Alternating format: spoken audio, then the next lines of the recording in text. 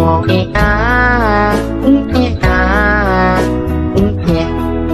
been a really, really messed up week. Some days told you, some days better. La la la, la la la. Nah, tapi tepat pada saat mereka udah mau sampai di pintu keluar pemakaman, Wak, tiba-tiba ada suara ledakan besar gitu dari area pemakaman belakang. Terkejutlah mereka semua. Nah, pas mereka tengok ke belakang, Wak, ke area makam itu, rupanya ledakan tadi berasal dari 2 makam yang baru saja selesai ditutup, which is makamnya Mak Unyeh dan Teh Siti. Hai, wassalamualaikum warahmatullahi wabarakatuh. Terima kasih sudah klik video ini. Di malam ini aku datang kembali dengan membawakan satu kisah horor, Wak, part 289, Wak. Nah, mungkin kisah ini akan mengingatkan kalian sama masa-masa KKN, kuliah kerja nyata, dimana pada saat itu mahasiswa akan membentuk tim dan juga melakukan pengabdian ke daerah-daerah tertentu.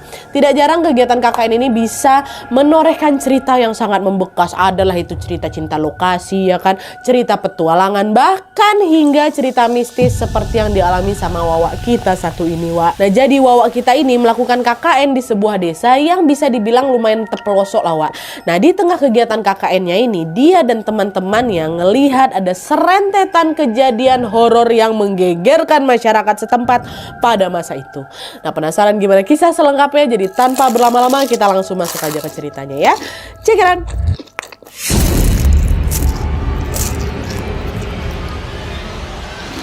Oke, Wak, jadi kisah yang sekarang aku ceritakan malam ini dikirim sama Wawak kita yang bernama Tante Tira dari Jakarta. Halo Tante Tira. Nah, kisah ini terjadi kurang lebih 30 tahun yang lalu, Wak, dan dialami langsung oleh Tante Tira beserta teman-teman KKN-nya pada saat mereka melakukan KKN di sebuah pedesaan di Jawa Barat. Kita sebut aja lah nama desa di Jawa Barat ini Desa Karawa, ya. Ini nama samaran ya.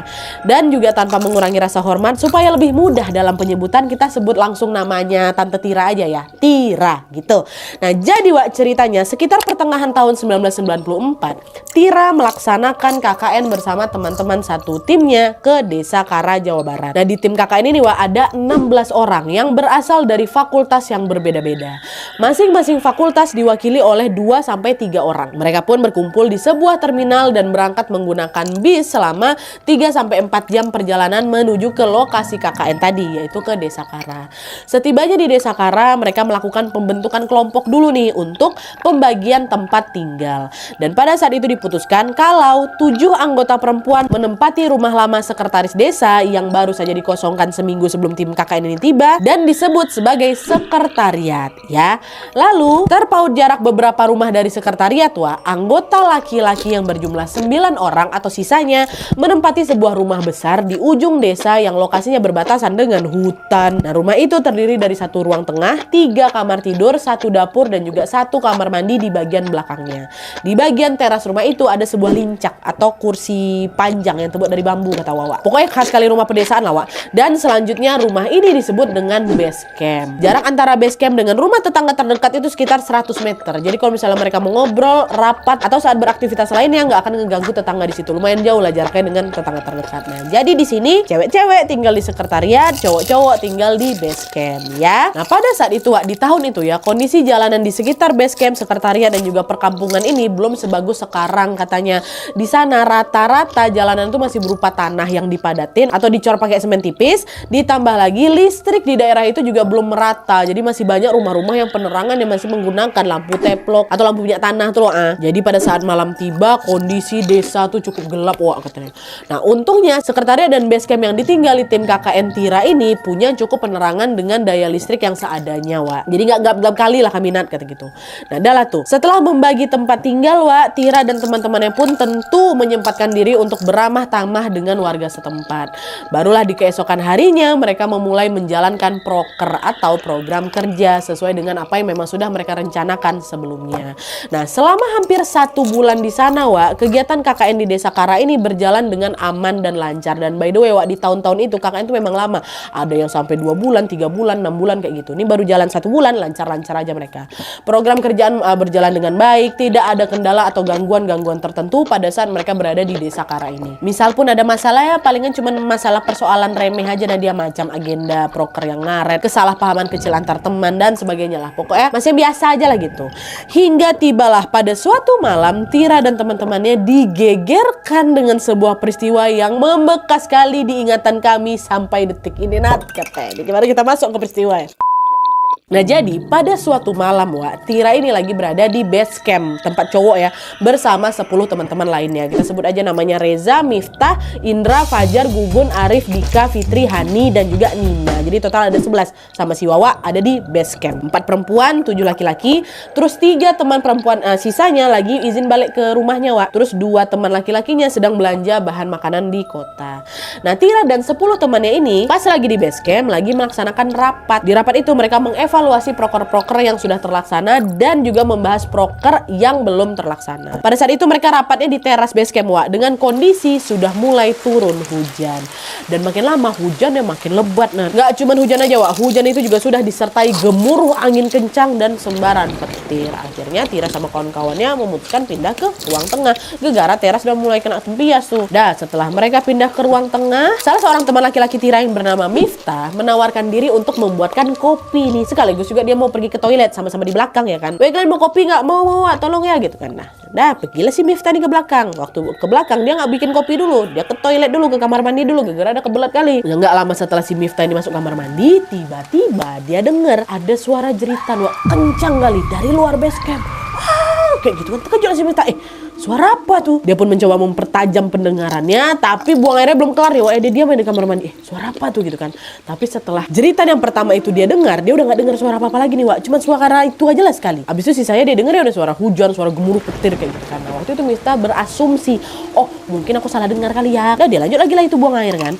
Dan setelah selesai, baru dia menuju ke dapur ngerebus air untuk bikinin kopi-kopi kawannya. Nah sambil menunggu airnya mendidih Miftah balik lagi ke ruang tengah nih. Pas nyampe di sana, kawan-kawannya nanya, "Weh, mana kopinya?" "Tunggu dulu, air baru kumasak, belum mendidih," kata gitu. Dan di sini Miftah langsung kepikiran soal kejadian di kamar mandi. Dia langsung lah duduk ke rombongan, terus dia buka topik obrolan ini.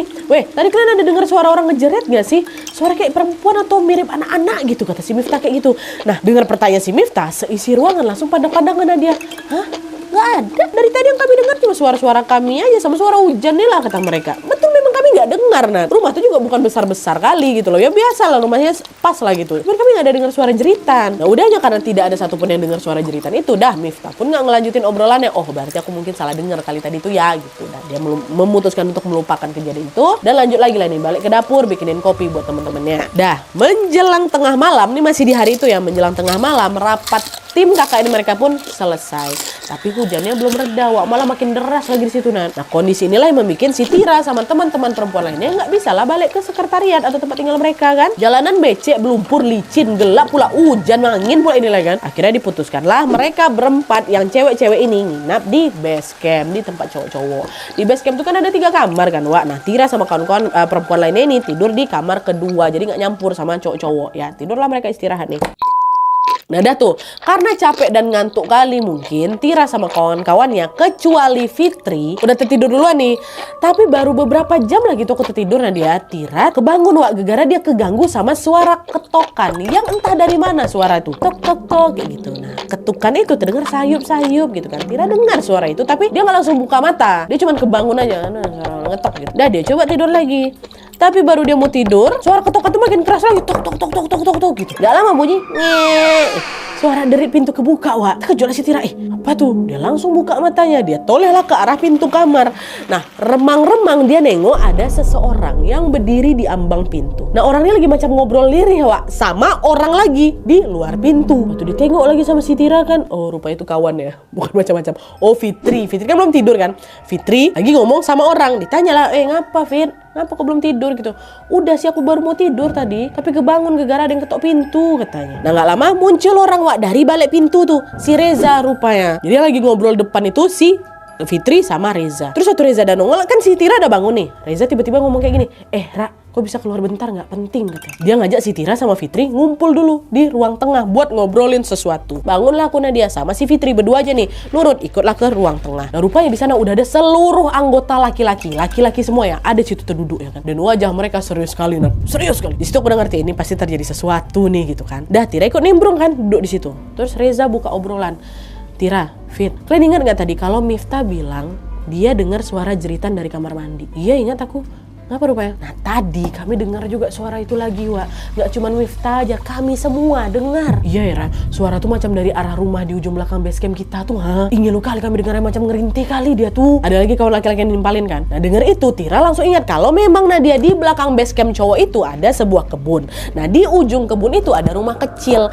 Nah rumah ini ditinggali sama seorang ibu muda dan juga mertuanya. Nama ibu mudanya Teh Siti, nama mertuanya Mak Unyeh. Nah Teh Siti ini baru aja ngelahirin bayinya seminggu yang lalu dan aku sama kawan-kawan juga sempat ngejenguk ke sana bawain kebutuhan bayi lah buat si Teh Siti ini. Tapi waktu kami nyampe rumahnya, rumah tuh sepi kali Nadia, nggak ada laki-laki yang tinggal di rumah tuh. Barulah dari situ kami tahu kalau ternyata suami mereka berdua, suaminya Teh Siti sama suaminya Mak Unya ini lagi pergi ngerantau ke Jakarta dan udah lama kali nggak balik. Bahkan waktu Teh Siti ini melahirkan, nah mereka nggak balik loh. Jadi mereka tinggal berdua aja sama ngerawat bayi yang baru lahir tuh. Nah Reza sama kawan-kawan laki lain menduga kalau suara jeritan itu berasal dari rumahnya Mak Unye. Karena takut terjadi apa-apa sama Teh Siti dan juga Mak Unye, Reza pun mengusulkan untuk ngecek rumah mereka ya kan.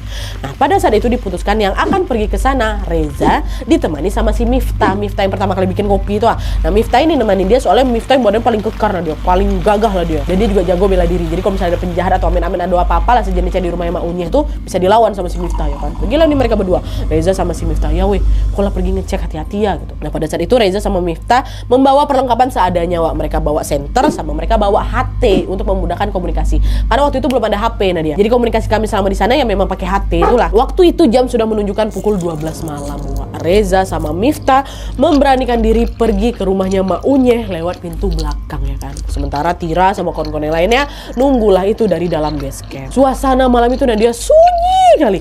Meskipun hujan udah berhenti ya nggak ada suara khas dengkingan kodok setelah hujan tuh loh. Bahkan bunyi-bunyi serangga yang nggak ada waktu tuh. Tira langsung ingat ucapan omnya yang pecinta alam ini. Si om ini pernah bilang alam yang terlalu sunyi itu bukanlah pertanda baik gitu. Itu yang aku ingat waktu itu Nadia. Agak merinding juga aku waktu misalnya ingat ucapan itu dari om aku. Betul sesunyi itu. Ditambah lagi area sekitar base camp ini kan berbatasan sama hutan dan kebun-kebun kan. Wah malam itu juga sunyi kali, apa nggak merinding kami di situ. Tapi udah pikir positif aja, semoga nggak kenapa-napa kata mereka kayak gitu. Dah mereka tunggu kabar lah ini Reza sama Miftah di base camp kan. Reza sama Miftah udah cabut.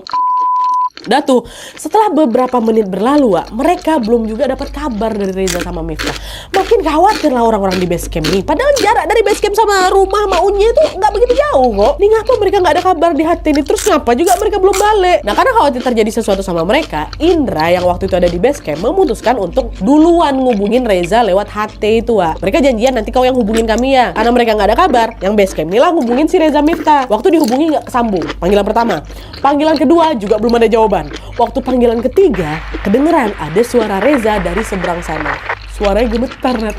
Ndra, ntar dulu Ndra. Nanti aja waktu balik aku cerita ya. Tunggu dulu, bentar dulu. Kata si Reza kayak gitu, Wak. Terus langsung diputuskan sambungan hati itu. Makin cemas lah kami yang ada di base camp ini. Kenapa nih? Ngapa? Mana suara si Reza juga gemetaran kan, Wak? Ini pasti ada yang gak beres nih, weh. Susul aja lah ndak ke sana, kata mereka. Udah tunggu aja. Kan tadi Reza bilang suruh tunggu di sini. Udah tunggu aja dulu. Udah tuh mereka berdoa, ya Allah semoga gak kenapa-napa nih Reza sama Miftah kan. Dan gak lama dari situ, barulah balik Wak Reza sama Miftah. Balik ke base camp, pucat muka mereka kan. Macam orang ketakutan kali dia. Waktu nyampe ini mereka gak langsung cerita. Tapi yang ada mereka langsung mencet HT dan ngubungin Pak Kades. Pak Kades juga pakai HT itu waktu itu. Tunggu dulu. Hubungin Pak Kades kata si Reza. Kata Rasulullah. Waktu itu sebenarnya Reza ini nggak yakin Pak Kades bakal ngangkat panggilan ini apa enggak. Soalnya kan jam 12-an malam kan, Wak. Udah hubungin aja dulu. Tapi untungnya Pak Kades balas panggilan itu, Wak. Halo Pak Kades. Iya halo kata Pak Kades kan. Nah dari seberang sana, dari tempatnya Pak Kades, nggak cuma kedengaran suara Pak Kades aja, Wak. Tapi juga ramai suara orang-orang di sekitarnya Pak Kades. Nah rupanya waktu itu Pak Kades ini memang lagi berada di sebuah sekolah yang ketimpa pohon tumbang gara-gara hujan lebat tuh lah. Ya, ayan naon jang, kata si kades kan. Pak saya ada keperluan sama bapak, tolong bapak datang ke base camp kami sekarang pak ya, penting pak. Kalau bisa bapak datang bawa Pak Mantri sama Pak Kiai juga, kata Reza kayak itu. Emang naon jang? Udah pak, bapak kesini aja dulu, nanti aku cerita penting kali nih pak, kata. Oh iya ya baik-baik jang, tunggu bentar ya bapak, sekarang pergi ke base camp kalian, kata si pak ini Pak Kades. Nah dengar obrolan Reza sama Pak Kades, kami tuh makin penasaran lagi. Kau nemuin apa Reza? Miftah kenapa? Miftah adalah diam aja Dina. Apa kau harus datangin Pak Mantri sama Pak Kiai? Ha? Pak Mantri kan tenaga kesehatan puskesmas, Pak Kiai pemuka agama. Ngapa nih? Dua orang ini ngapa harus dibawa? Ngapa weh, ceritalah. Kami bawain air kan, minum dulu. Isi ini lawak baru. Si Reza sama Miftah mulai menceritakan apa yang mereka lihat di sana Wak ya. Aduh ya Allah. Nah jadi waktu Reza sama Miftah pergi memeriksa rumahnya Mak Unye, kondisi di sekitar rumah tuh katanya gelap kali gitu. Gak ada penerangan sama sekali gitu loh, baik dari luar maupun dari dalam rumah ya kan. Nah waktu udah nyampe, mereka panggil lah kan Mak Unye sama Teh Siti. Assalamualaikum Mak Unye, Teh Siti. Gak ada jawaban dari dalam Wak. Mereka ketok-ketok pintu juga gak ada yang nyaut dari dalam ya. Tapi ngapa nih? Kalaupun mereka ketidur kan harusnya kebangun lah sama suara ketokan pintu kami berulang-ulang kan. Panggilan kami juga berulang-ulang.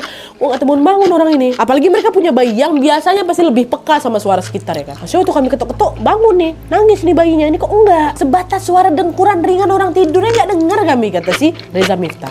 Udah lah, karena nggak ada jawaban Wak, Reza sama Miftah sepakat buat ngecek area samping rumahnya Mak Unye ini. Karena kondisi juga udah gelap kali, mereka berdua saling beriringan lah itu kan menyalakan senter di sana. Nah dari samping rumah itu nampak ada jendela kayu Wak, yang sedikit kebuka. Iya kan, dan ternyata ada seberkas cahaya remang-remang macam cahaya dari lampu teplok gitu loh, kelihatan dari balik jendela itu. Dan mereka ngedekat ke jendela, dibuka lah agak lebar jendela tuh kan. Kemudian Reza menyorotkan senternya ke dalam rumah untuk bisa membantu penerangan. Dan seketika Reza sekaget-kagetnya karena ngelihat di sana waktu nyorotin senter, dia ngelihat Mak Unye lagi terbaring kaku di atas lantai, mukanya pucat, matanya tebelalak, mulutnya nganga lebar. Nggak sampai di situ aja, di samping kirinya Mak Unye juga terbaring kaku. Ya Allah, seorang bayi mungil yang baru berusia semingguan. Dan di samping bayi itu terbujur kaku juga tubuhnya Teh Siti dengan kondisi yang sama macam Mak Unye Wak. Mulutnya tengah lebar, matanya tebelalak, melotot. Berdua kayak gitu, ada satu bayi di tengah-tengah mereka. Apa nggak gemetar si Reza sama Miftah waktu itu, hampir jatuh apa mereka tuh senter mereka. Macam mana nggak show di tengah malam, tengah hutan, tengah kebun, nengok ada 3 jasad terbujur kaku, kondisinya kayak gitu pula. Wah astagfirullah, ditutup sama mereka. Apa yang ku tengok tuh, Kau tengok Miftah, tengok aku, kayak mana nih? Udah tenang dulu, balik base camp sekarang, Wah situ lawak. Mereka langsung balik base camp, langsung hubungin Pak Kades. Mereka nemuin ada 3 jasad di rumahnya Mak Unye. Dah tuh kan, beberapa saat setelah menghubungi Pak Kades menggunakan HT, tadi terdengar suara deru mobil memasuki pelatarannya base camp.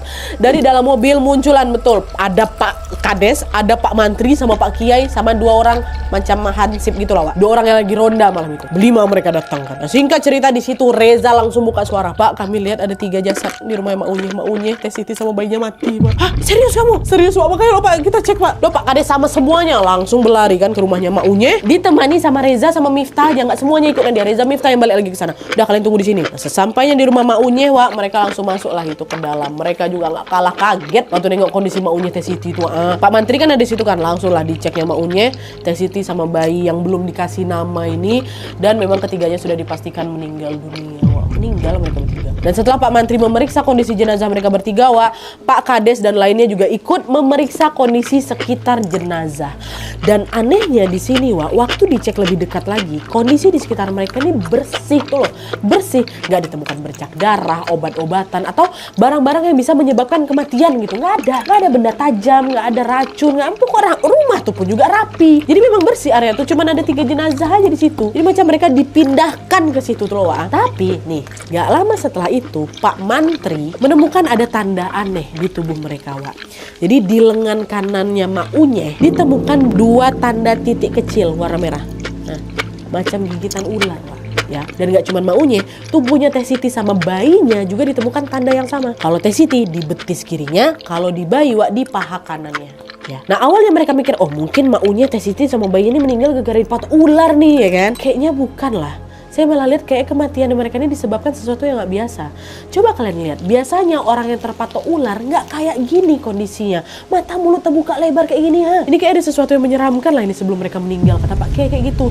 Terkejut lah orang-orang di situ ha. Tapi sejalan dengan perkataan Pak Kiai juga, si Reza sama Miftah juga mikir yang sama. Ciri kematian mereka ini kok kayaknya nggak wajar ya. Karena biasanya kalau terpatok ular nih nanti ya, biasanya kan di sekitar tanda titik merah itu pasti akan lebam, biru, keunguan gitu loh Wak. Atau di beberapa kasus juga ada yang sampai mengeluarkan busa dari mulutnya ya kan. Tapi di jenazahnya Mak Unyeh, Teh Siti sama bayinya nih Wak, nggak ada lebam sama sekali, nggak ada. Beneran cuman 2 titik, kayak gitu Mereka juga nggak ngeluarin busa dari mulut mereka. Yang terlihat ya cuma itu, mata mereka terbelalak, mulut mereka terbuka lebar, badannya kaku lurus kayak gini semuanya. Tapi udahlah, yang jelas saat itu Pak Kiai pun meminta Pak Kades untuk mengadakan pemakaman secepat mungkin Wak.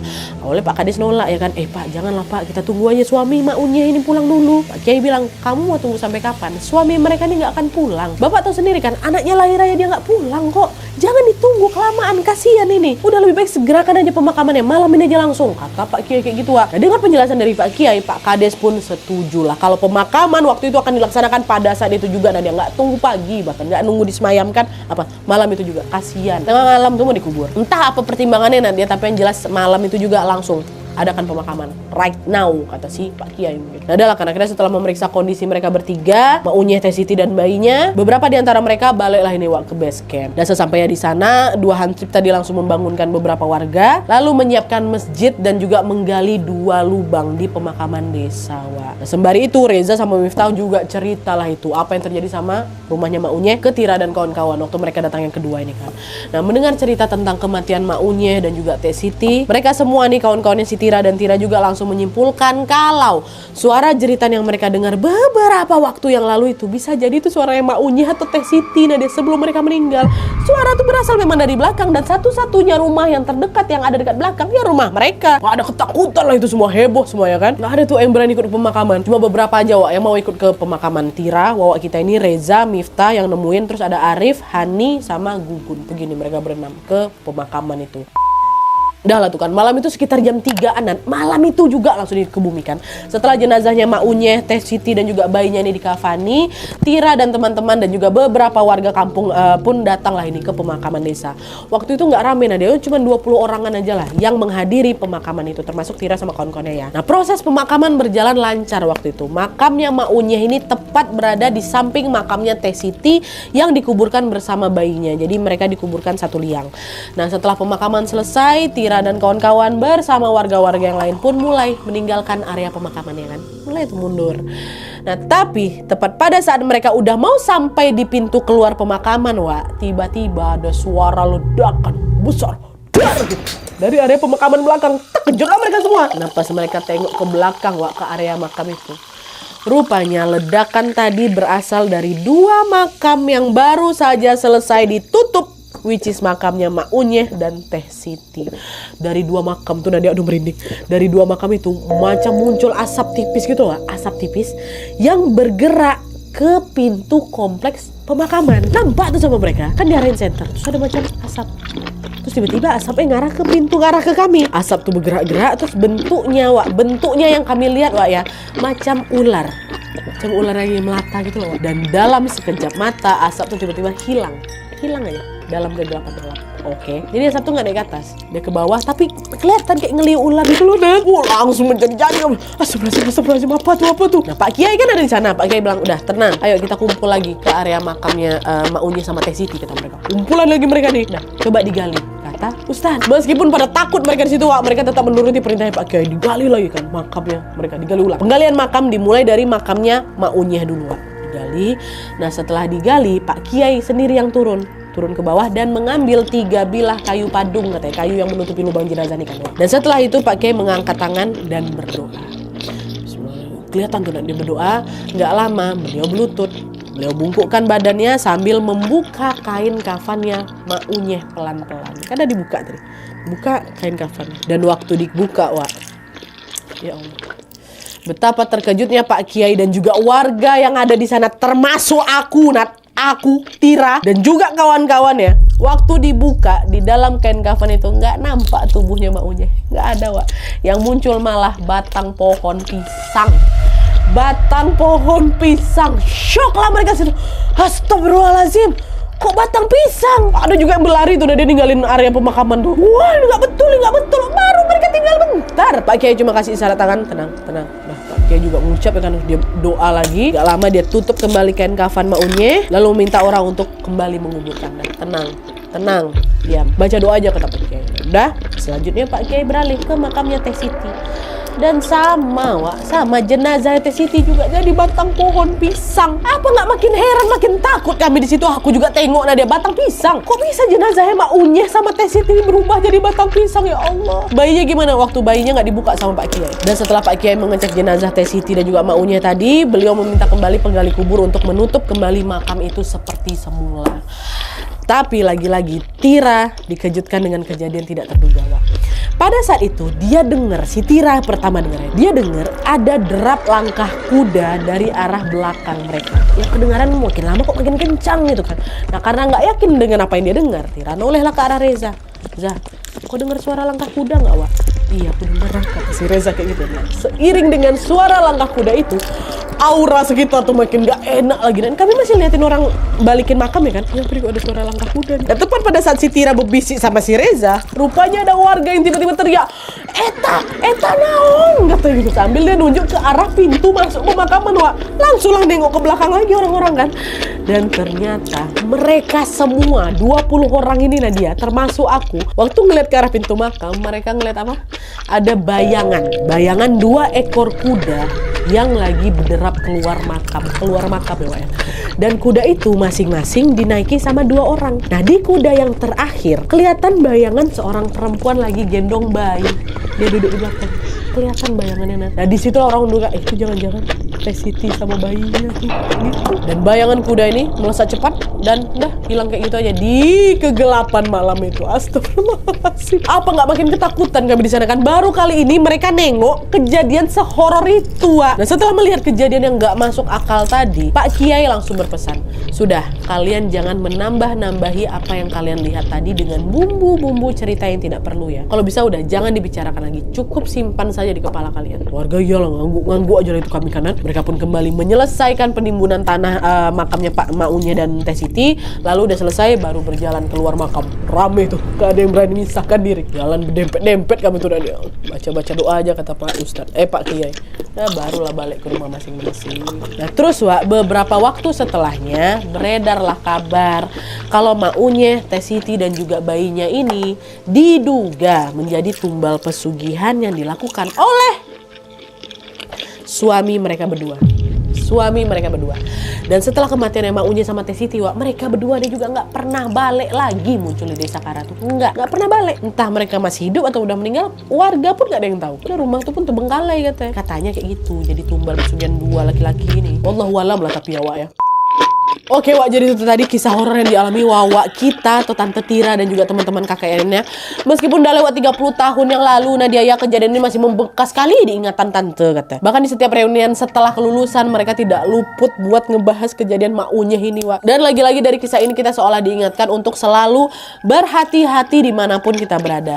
Dan pada saat ngeliat kejadian-kejadian mengerikan macam Tira dan teman-temannya yang nengok tragedi kematian Maunye sama Teh Siti, Wak, kita ini bisa menjadikannya sebagai pelajaran untuk senantiasa menjauhi praktek ilmu hitam termasuk pesugihan dan sejenisnya, karena hal itu hanya akan merugikan diri sendiri dan juga melukai orang-orang tersayang di sekitar kita. Nauzubillah min dzalik. Oke, Wak, jadi itu tadi kisahnya. Kalau misalnya kalian juga pengen berbagi kisah horor yang kalian alami, boleh langsung kirim aja ke email kisahhororwawa@gmail.com. Jangan lupa sertakan nomor WhatsApp sama Instagram kalian supaya nanti kami gampang kalau mau nanya-nanya. Oke, Wak, jadi sekian dulu videonya. Terima kasih banyak yang sudah menonton. Kalau kalian suka video ini, klik like-nya. Jangan lupa komen di bawah gede dan saran-saran untuk selanjutnya. Jangan lupa nyalain notifikasinya supaya kalian tahu kalau upload video baru. And as always, jangan lupa untuk klik tombol subscribe supaya kalian sama-sama tahu informasi menarik dan menegangkan dari channel aku.